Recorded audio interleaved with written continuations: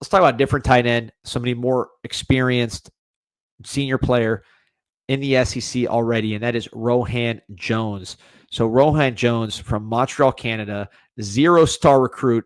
He played for the Maine Bears, then Montana State. Is Montana State the Grizzlies? They are the Bobcats. Montana's the Grizzlies. Gotcha. Yeah. Okay. Yep. Sorry. So the Montana. So he was playing big time FCS football. They were in the championship this year. Now goes to the SEC, and his production hasn't missed a beat. This guy's from, like, was in Montreal, Canada. I think he's francophone with French being his first language, just based on his accent. First Arkansas with tight end with multiple 100-yard games since Hunter Henry.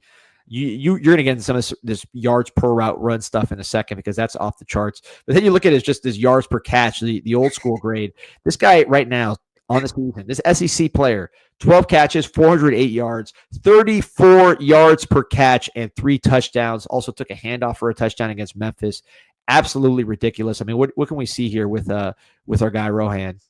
Well, you see a guy, if you throw the ball to him 3 times, you're covering more than an entire football field, and you're probably scoring a touchdown.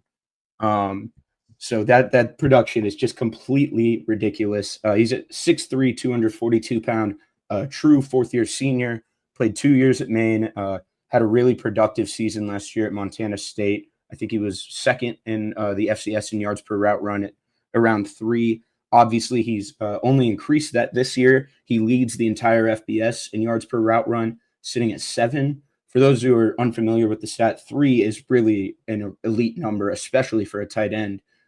7 is impossible. That's just I've never seen a number that high. Obviously, it's still early in the season, but it's really not. It's really not that early in the season. We're past the midway point.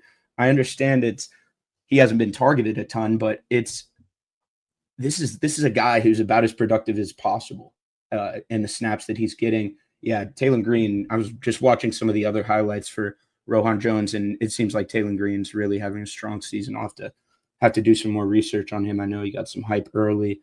But this is a guy who he's really, I don't know what the NFL draft outlook is, but he's a super fun story. Obviously coming from Canada, was not recruited. I read that a lot of the guys from that area really are dead set on wanting to go to Syracuse. That's kind of the destination for them. He didn't get that opportunity, had to go to Maine, said it was kind of rough for his mental health at Maine. They went 4-15. Interesting. FSU. 4-15 in his time there, I believe. And so then he goes to Montana State, is a part of a 14-1 team, loses the FCS national championship game, but is a major contributor for that team, kind of gets back in the good spirits. He actually did not even know what the SEC was when Arkansas reached out to him. So that was kind of one of their first pitches is, hey, you've done this at this lower level. Now come do it at the highest level in the sport. And he was like, oh, yeah, Division I. And no. He's like, no, the SEC. And he's like, what's the SEC? He had no idea what it was. So I didn't really get a chance to see what other schools reached out to him. I know that Arkansas was the first. And we'll talk a little bit about this is kind of becoming a theme for Arkansas in these past few years, especially in the pass catcher category, is taking these lower level players. And then also he had a handoff for ran a touchdown in against Memphis. So this is I think it was the first Arkansas tight end to score a rushing and receiving touchdown in a game since like 99 or something. I'm surprised that's ever even happened for him. But 93.8 grade this year, which is second in the FBS behind only Ruben Bain. So obviously super productive in the snaps that he's had. He's in his 4th year, so he unless he gets some sort of waiver or something, probably will be going pro this season. I don't know what the outlook is draft-wise. I wonder if he has quite the speed to match the undersized frame, but he certainly has some of the agility to run a little bit more of a route tree. He's got good ball skills. You saw him.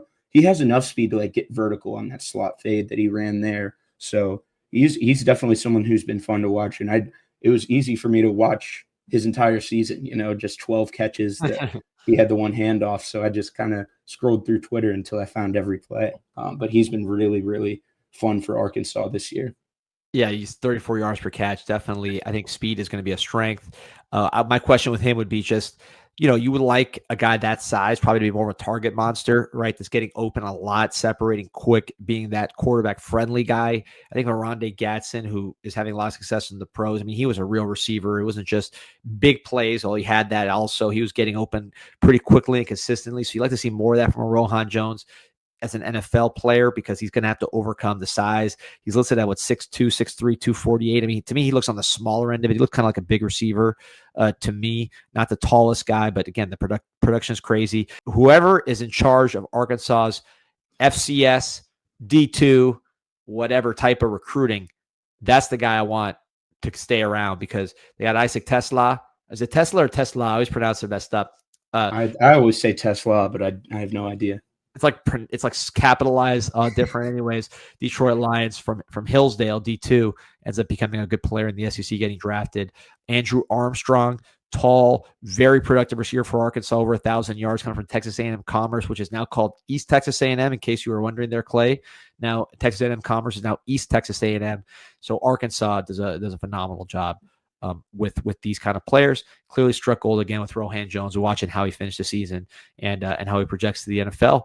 So if you want to keep track of players like that, emerging guys, new guys, portal movement, which will coaching change movement, all the stuff we'll talk about on Group Chat Sports. Remember to like and subscribe to the channel.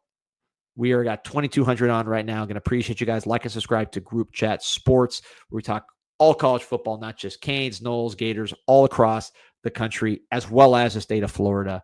On top of all the work we're doing, Canes Inside, and all stuff Clay's doing with the Noles, we cover it all, man. So again, appreciate you guys joining us. Like and subscribe to the show. We'll see you later.